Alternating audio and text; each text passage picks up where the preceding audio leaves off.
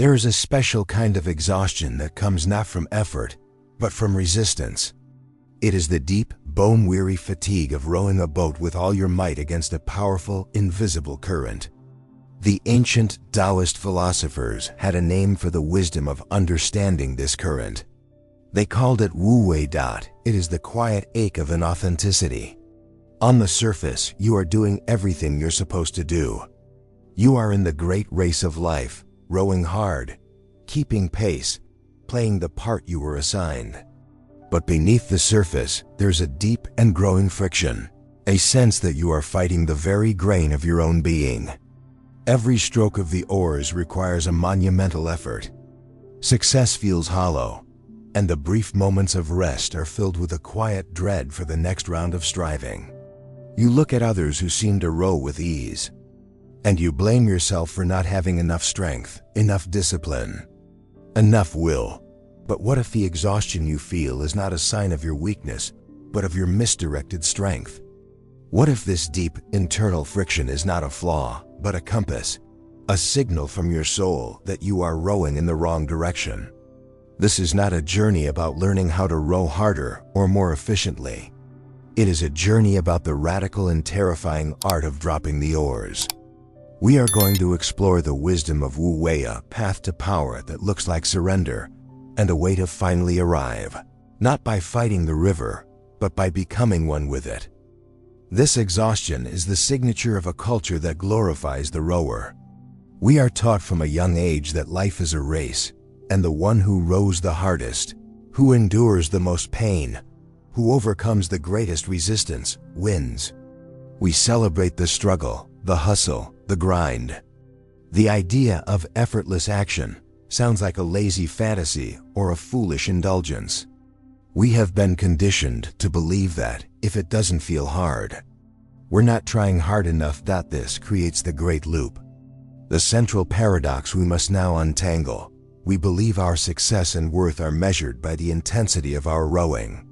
But what if the very presence of that intense, draining resistance is a sign that we are in the wrong race altogether? What if our life's purpose is not to become a stronger rower, but to become a better listener, a listener for a current that is trying to guide us? To explore this, we need a guide who understood the profound difference between doing and being, between forcing and flowing. Alan Watts was a masterful interpreter of Taoist wisdom for the Western mind. He wasn't a productivity coach offering tips on how to row more efficiently. He was a philosopher who pointed out that maybe our whole conception of being in a boat was wrong. He saw the modern person, drenched in sweat, grimacing with effort, and asked the simple, devastating question, why are you rowing at all when you could be hoisting a sail? He offered a key not to win the race, but to see that true power lies in abandoning it. This key begins with a radical re-education of our senses. In the next part of our journey, we will explore what the current actually is. It is not some mystical, external force. It is this subtle, undeniable wisdom of your own organism, a wisdom you have been taught to ignore your entire life. We will learn how to stop listening to the shouting coach on the riverbank and start listening to the river itself. Let's start by unmasking the shouting coach on the riverbank. Who is he? He is the voice of every should and must you have ever internalized. He is the blended voice of parents, teachers, society, and your own anxious ego, all screaming from a megaphone. You should want this career. You must be more ambitious. You should be married by now. You must not fail. This coach doesn't know you.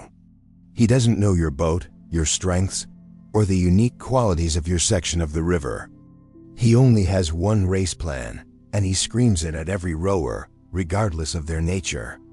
We have been taught to mistake his volume for wisdom. We mistake his certainty for truth. The profound exhaustion we feel is the inevitable result of trying to follow the frantic commands of a coach who is completely blind to the reality of the water we are in. Let's make this real for a moment. Think of a major area of your life right now, your work, a relationship, a creative project. Ask yourself this simple question and feel the answer in your body. is the energy behind your effort and I want to, or and I have to. Be honest, the feeling of I have to is the feeling of rowing. It is tension, bracing, resistance. It is the feeling of the coach's voice echoing in your muscles. The feeling of I want to, however quiet, is the feeling of the current. It is release, alignment, flow. The first courageous act of Wu Wei is to simply lower the volume of the coach. To see his shouts not as divine commands, but as just one source of noise among many. When you stop listening so intently to the frantic instructions from the riverbank, you can begin, for the first time, to hear something else entirely, the subtle, quiet wisdom of the river itself. So, what does the river sound like? How do you feel the current? It is not a booming voice that gives you a 5-year plan. It is the quiet, undeniable wisdom of your own body, your own organism. The ancient Taoists understood that the body is not just a machine to carry the brain around. It is an exquisitely intelligent system, a compass for your authentic nature. This compass doesn't speak in words. It speaks in feelings of energy and resistance. When you are aligned with your personal Tao, your natural flow doing work that engages your curiosity, spending time with people who nourish you, living in a way that feels true, your compass needle points north. This doesn't mean life is easy or without challenges, but underneath it all, there's a hum of resonance, a feeling of rightness, of flow. This is the feeling of the current carrying you.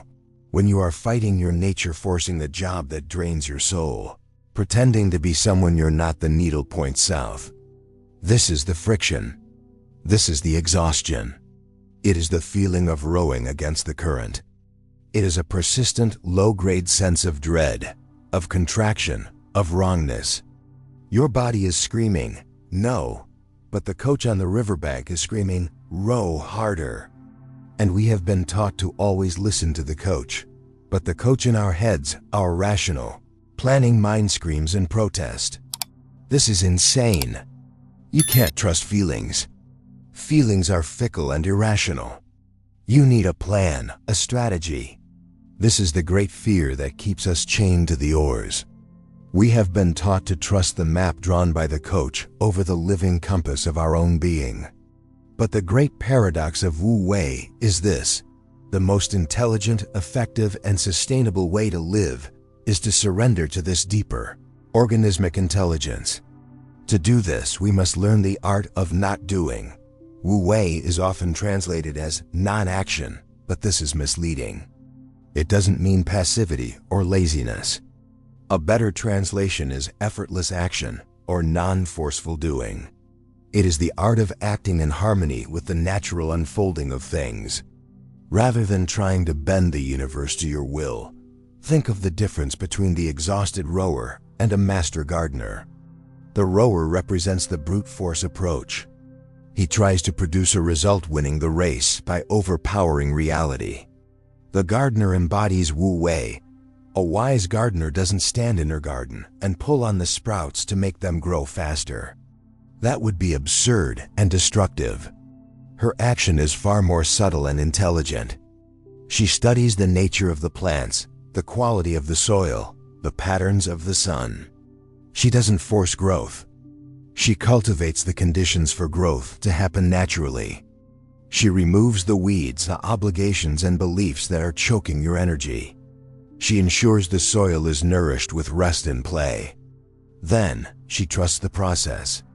Her work is a skillful, intelligent cooperation with nature. She is not a commander, but a collaborator. This is the essence of a life lived with Wu Wei. You stop trying to row your life into submission. Instead, you become the gardener of your own existence. You learn to remove the things that create friction and to cultivate the things that create resonance. You act, but your action is aligned, not forced. It is energized, not draining.